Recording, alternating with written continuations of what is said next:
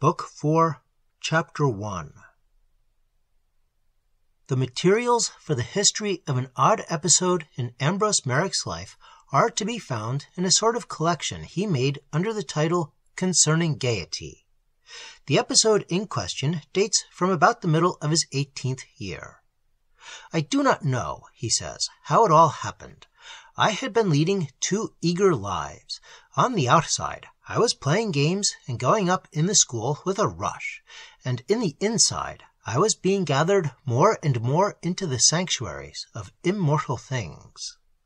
All life was transfigured for me into a radiant glory, into a quickening and Catholic sacrament, and the fooleries of the school apart, I had more and more the sense that I was a participant in a splendid and significant ritual. I think I was beginning to be a little impatient with the outward signs. I think I had a feeling that it was a pity that one had to drink wine out of a cup, a pity that kernels seemed to imply shells. I wanted in my heart to know nothing but the wine itself, flowing gloriously from vague, invisible fountains, to know the things that really are in their naked beauty, without their various and elaborate draperies. I doubt whether Ruskin understood the motive of the monk who walked amidst the mountains with his eyes cast down, lest he might see the depths and heights about him. Ruskin calls this a narrow asceticism. Perhaps it was rather the result of a very subtle aestheticism.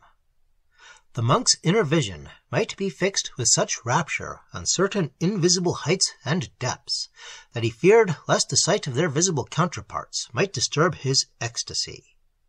It is probable, I think, that there is a point where the ascetic principle and the aesthetic become one and the same. The Indian fakir, who distorts his limbs and lies on spikes, is at one extreme. The men of the Italian Renaissance were at the other. In each case, the true line is distorted and awry, for neither system attains either sanctity or beauty in the highest. The fakir dwells in surfaces, and the Renaissance artist dwelt in surfaces. In neither case is there the inexpressible radiance of the invisible world shining through the surfaces. A cup of Cellini's work is no doubt very lovely, but it is not beautiful in the same way as the old Celtic cups are beautiful. I think I was in some danger of going wrong at the time I'm talking about. I was altogether too impatient of surfaces. Heaven forbid the notion that I was ever in danger of being in any sense of the word a Protestant. But perhaps I was rather inclined to the fundamental heresy on which Protestantism builds its objection to what is called ritual. I suppose this heresy is really Manichee. It is a charge of corruption and evil made against the visible universe, which is affirmed to be not very good, but very bad, or, at all events, too bad to be used as the vehicle of spiritual truth.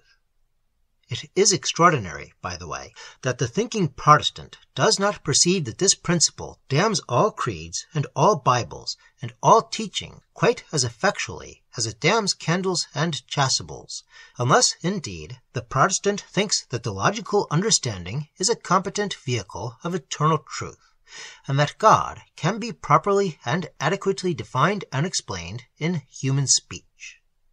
If he thinks that, he is an ass. Incense, vestments, candles, all ceremonies, processions, rites, all these things are miserably inadequate.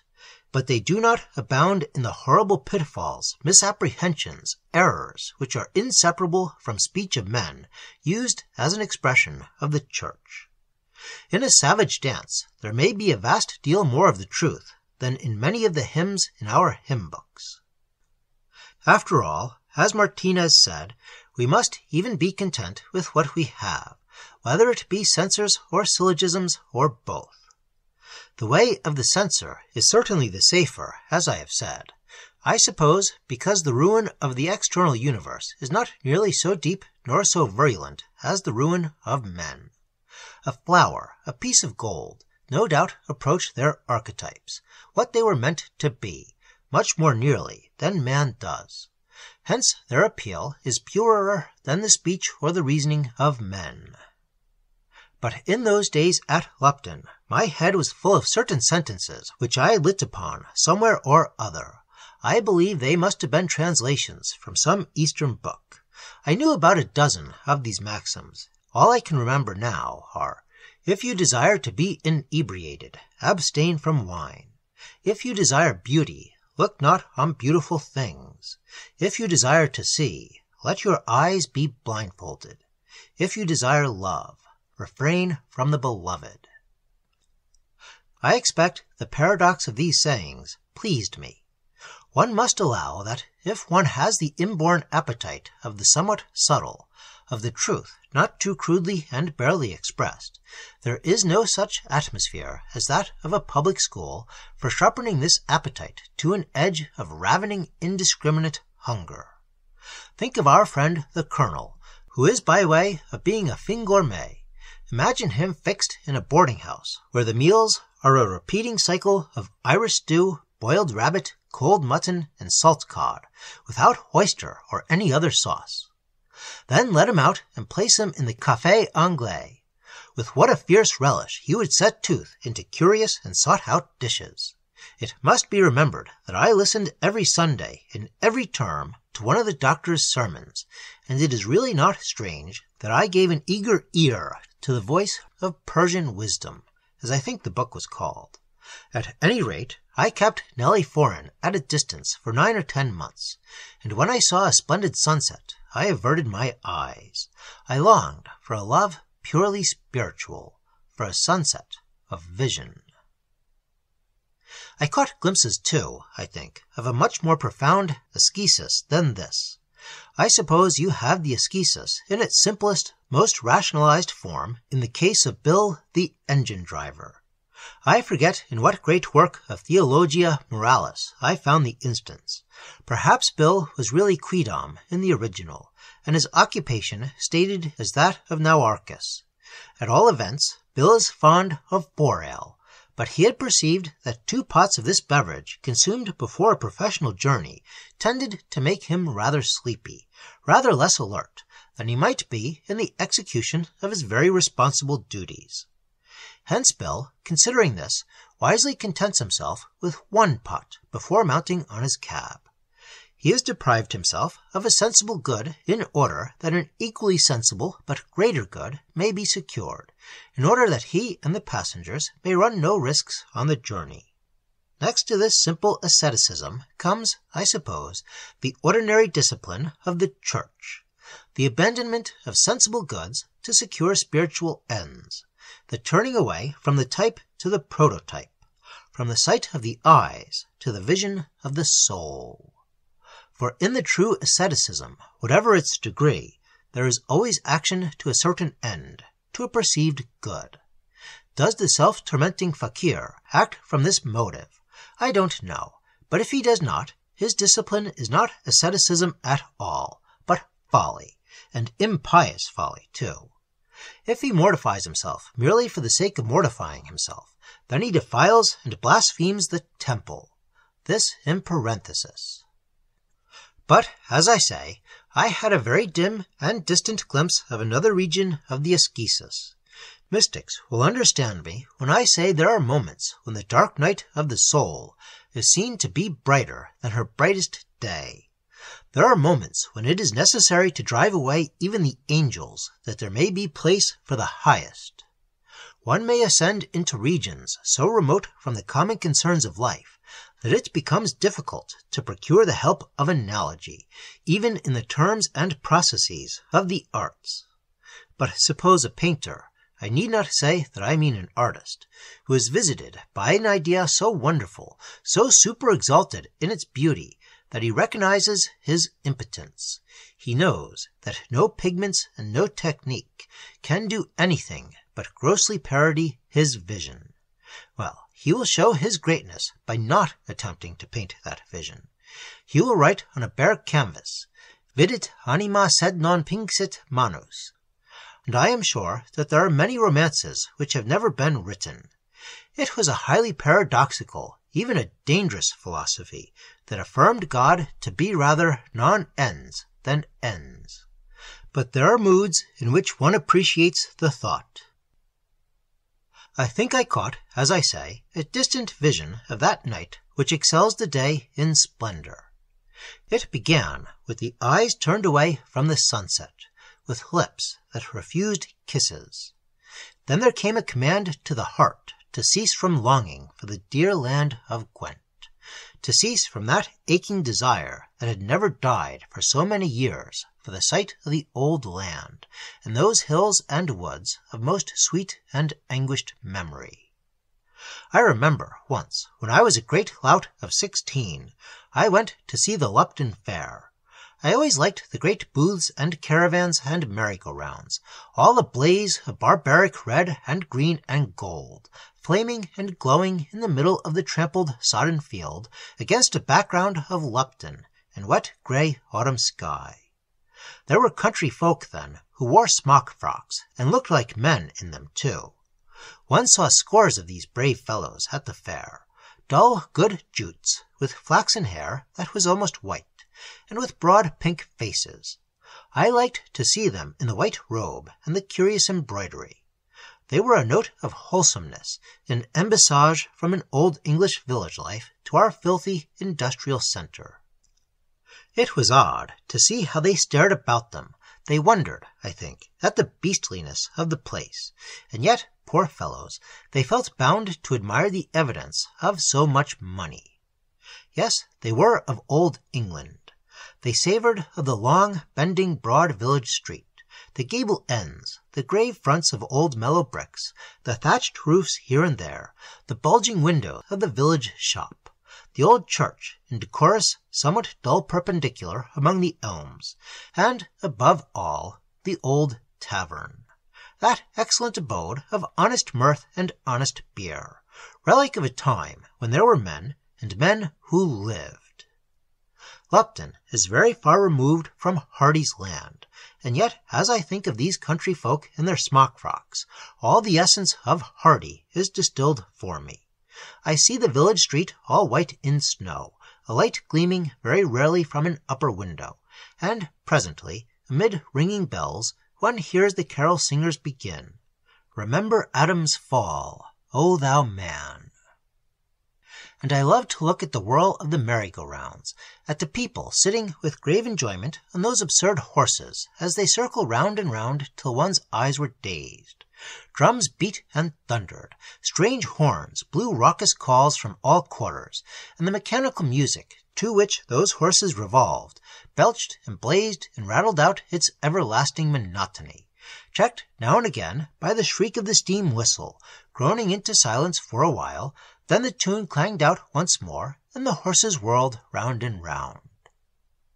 But on this fair day of which I am speaking, I left the booths and the golden, gleaming merry-go-rounds for the next field, where horses were excited to brief madness and short energy. I had scarcely taken up my stand when a man close by me raised his voice to a genial shout, as he saw a friend a little way off, and he spoke with the beloved accent of Gwent, with those tones that come to me more ravishing, more enchanting than all the music of the world. I had not heard them for many years of weary exile. Just a phrase or two of common greeting in those chanting accents.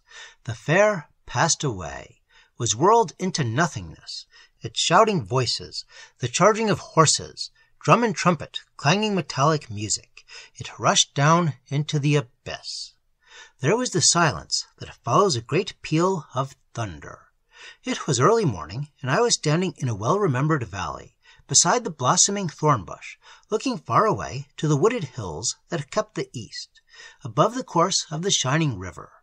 I was, I say, a great lout of 16, but the tears flooded my eyes. My heart swelled with its longing.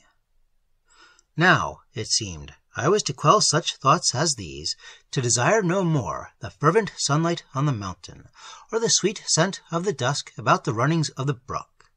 I had been very fond of going for walks of the imagination. I was afraid, I suppose, that unless by constant meditation I renewed the shape of the old land in my mind, its image might become a blurred and fading picture. I should forget little by little the ways of those deep winding lanes that took courses that were almost subterranean over hill and vale, by woodside and waterside, narrow, cavernous, leaf-vaulted, cool in the greatest heats of summer, and the wandering paths that crossed the fields, that led one down into places hidden and remote, into still depths where no one save myself ever seemed to enter, that sometimes ended with a certain solemnity at a broken stile in a hedgerow grown into a thicket, within a plum-tree returning to the savage life of the wood, a forest, perhaps, of blue lupins, and a great wild rose about the ruined walls of a house. All these ways I must keep in mind, as if they were mysteries and great secrets, as indeed they were. So I strolled in memory through the pageant of Gwent, lest I should forget the region of the flowers, lest I should become unmindful of the wells and the floods. But the time came, as I say, when it was represented to me that all this was an indulgence which, for a season at least, must be pretermitted. With an effort I voided my soul of memory and desire and weeping. When the idols of doomed Twyn-Barlwm and great Myneth Main and the silver S's of the Usk appeared before me, I cast them out. I would not meditate white Caerleon shining across the river. I endured, I think, the severest pains. De Quincey, that admirable artist, that searcher into secrets and master of mysteries, has described my pains for me under the figure of the opium-eater breaking the bonds of his vice. How often, when the abominations of Lupton, its sham energies, its sham morals, its sham enthusiasms, all its battalia of cant, surged and beat upon me, have I been sorely tempted to yield, to suffer no more the press of folly, but to steal away by a secret path I knew, to dwell in a secure valley where the foolish could never trouble me. Sometimes I fell, as I drank deep then of the magic well-water, and went astray in the green dells and avenues of the wildwood. Still I struggled to refrain my heart from these things, to keep my spirit under the severe discipline of abstention, and with a constant effort I succeeded more and more. But there was a yet deeper depth in this process of catharsis. I have said that sometimes one must expel the angels, that God may have room. And now the strict ordinance was given that I should sever myself from that great dream of Celtic sanctity that for me had always been the dream, the innermost shrine in which I could take refuge, the house of sovereign medicaments, where all the wounds of soul and body were healed. One does not wish to be harsh. We must admit, I suppose, that moderate, sensible Anglicanism must have something in it, since the absolute sham cannot very well continue to exist. Let us say, then, that it is highly favorable to a respectable and moral life, that it encourages a temperate and well-regulated spirit of devotion. It was certainly a very excellent and, according to her lights, devout woman, who, in her version of the Anime Christi, altered inebriate me to purify me, and it was a good cleric who hated the vulgate reading, Calix meos inebrians. My father had always instructed me that we must conform outwardly, and bear with dearly beloved brethren, while we celebrated in our hearts the ancient Mass of the Britons, and waited for Cadwaladr to return. I reverenced his teaching, I still reverence it, and agree that we must conform, but in my heart I have always doubted whether moderate Anglicanism be Christianity in any sense, whether it even deserves to be called a religion at all. I do not doubt, of course, that many truly religious people have professed it. I speak of the system and of the atmosphere which emanates from it. And when the public school ethos is added to this, well, the resultant teaching comes pretty much to the dogma that heaven and the head are strict allies. One must not degenerate into ecclesiastical controversy. I merely want to say that I never dreamed of looking for religion in our chapel services. No doubt the Te Deum was still the Te Deum, but the noblest of hymns is degraded, obscured, defiled, made ridiculous, if you marry it to a tune that would disgrace a penny gaff. Personally, I think that the airs on the piano organ are much more reverend compositions than Anglican chants, and I am sure that many popular hymn tunes are vastly inferior in solemnity to I Donna Weriar. No, the religion that led me and drew me and compelled me was that wonderful and doubtful mythos of the Celtic Church. It was the study, nay, more than the study, the enthusiasm of my father's life. And as I was literally baptized with water from a holy well, so spiritually the great legend of the saints and their amazing lives had tinged all my dearest aspirations, had become to me the glowing vestment of the great mystery. One may sometimes be deeply interested in the matter of a tale while one is wearied or sickened by the manner of it. One may have to embrace the bright divinity on the horrid lips of the serpent of Cos, or, on the other hand, the manner, the style, may be admirable, and the matter a mere nothing but a ground for the embroidery. But for me, the Celtic mythos was the perfect thing, the king's daughter, omnus gloria ejus filiae regis ab, intus in fimbrius aureus circum amicata varietatibus. I have learned much more of this great mystery since those days. I have seen, that is, how entirely, how absolutely, my boyhood's faith was justified. But even then, with but little knowledge, I was rapt at the thought of this marvelous knight-errantry, of this Christianity, which was not a moral code, with some sort of metaphorical heaven held out as a reward for its due observance, but a great mystical adventure into the unknown sanctity. Imagine a bishop of the established church getting into a boat without oar or sails. Imagine him, if you can, doing anything remotely analogous to such an action. Conceive the late Archbishop Tate going apart into the chapel at Lambeth for 3 days and 3 nights. Then you may well conceive the people in the opposite bank being dazzled with the blinding supernatural light poured forth from the chapel windows.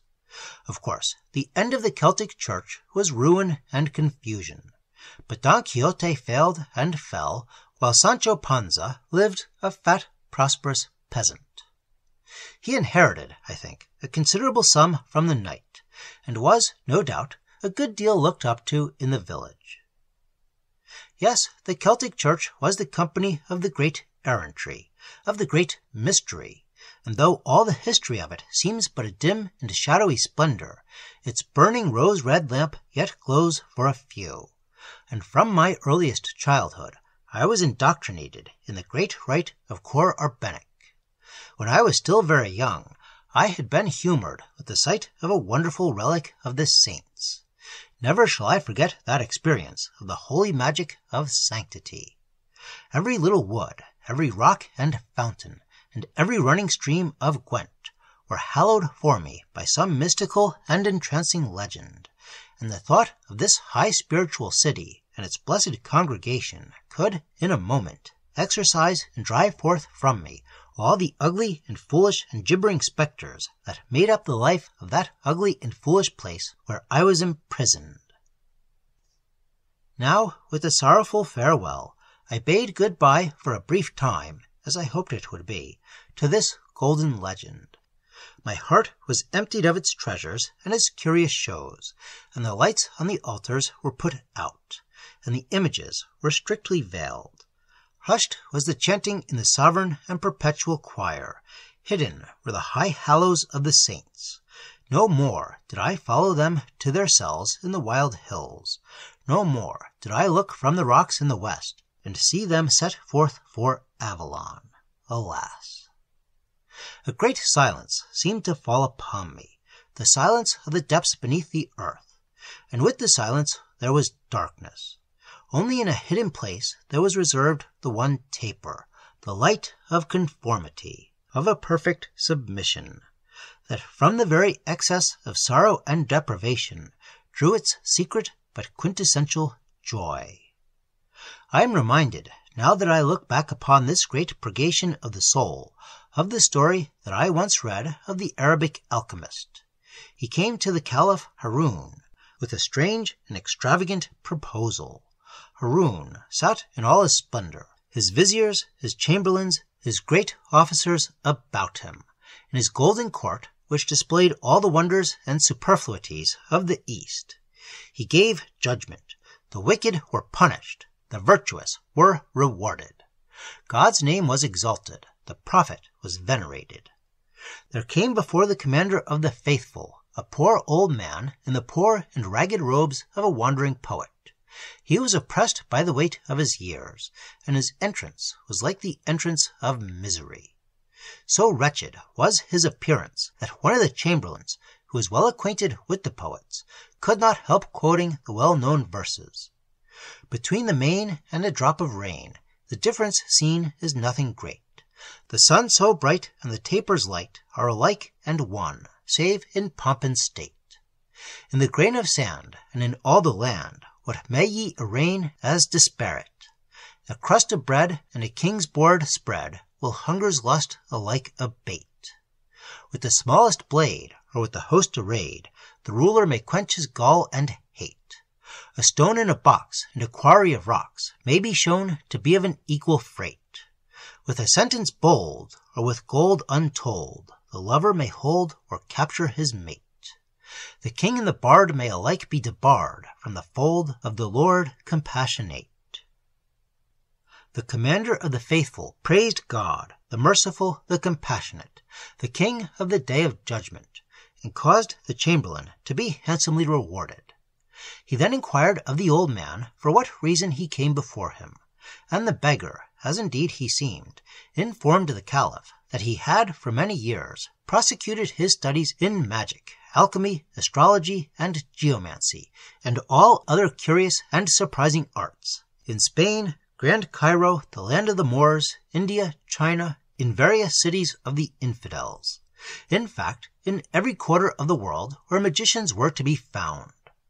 In proof of his proficiency, he produced a little box which he carried about him for the purpose of his geometric operations, and asked anyone who was willing to stand forth, that he might hear his whole life, past, present, and future.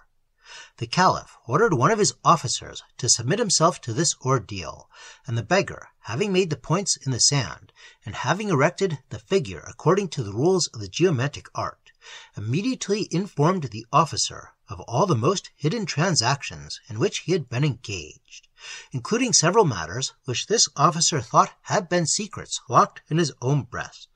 He also foretold his death in a year's time from a certain herb, and so it fell out, for he was strangled with a hempen cord by order of the Caliph.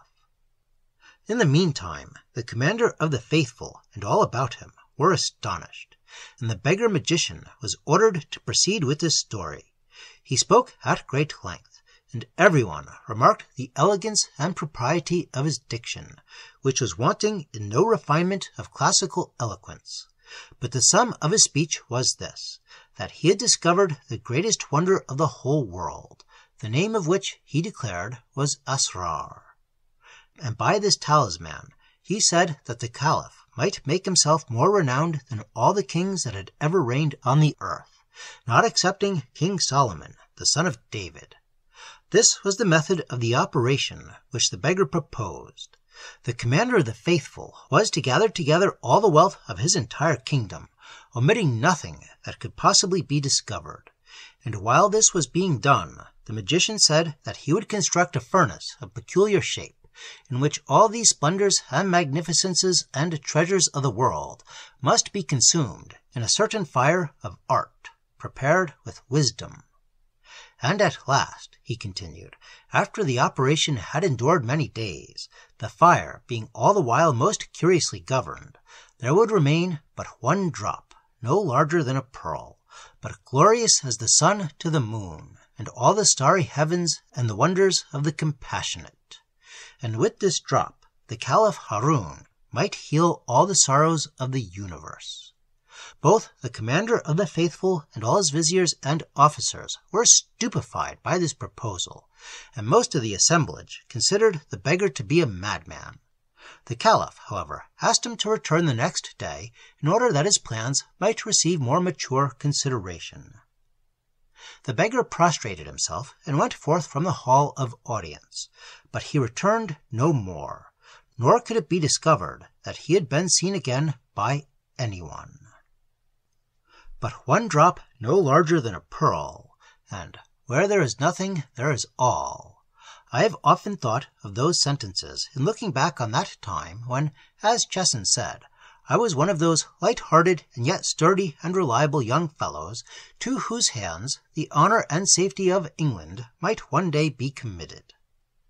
I cast all the treasures I possessed into the alembic. Again and again they were rectified by the heat of the fire, most curiously governed. I saw the engendering of the crow, black as pitch, the flight of the dove with silver wings, and the last soul rose red and glorious, and I fell down and gave thanks to heaven for this most wonderful gift, the son blessed of the fire. I had dispossessed myself of all, and I found that I possessed all. I had thrown away all the money in my purse, and I was richer than I had ever been. I had died, and I had found a new life in the land of the living. It is curious that I should now have to explain the pertinency of all that I have written to the title of this note, concerning gaiety. It should not be necessary. The chain of thought is almost painfully obvious. But I am afraid it is necessary. Well, I once read an interesting article in the daily paper. It was written apropos of some Shakespearean celebrations or other, and its purport was that modern England was ever so much happier than medieval or Elizabethan England. It is possible that an acute logician might find something to say on this thesis, but my interest lay in the following passages, which I quote. Merry England, with its maypoles and its Whitsun ales, and its Shrovetide jousts and junketings, is dead for us, from the religious point of view. The England that has survived is, after all, a greater England still. It is Puritan England. The spirit has gone. Surely it is useless to revive the form. Wherefore should the May Queen be holy, wise, and fair, if not to symbolize the Virgin Mary? And as for Shrovetide too, what point in jollity without a fast to follow? The article is not over-illuminating, but I think the writer had caught a glimpse of the truth that there is a deep relation between mirth and sanctity, that no real mirth is possible without the apprehension of the mysteries and its antecedent.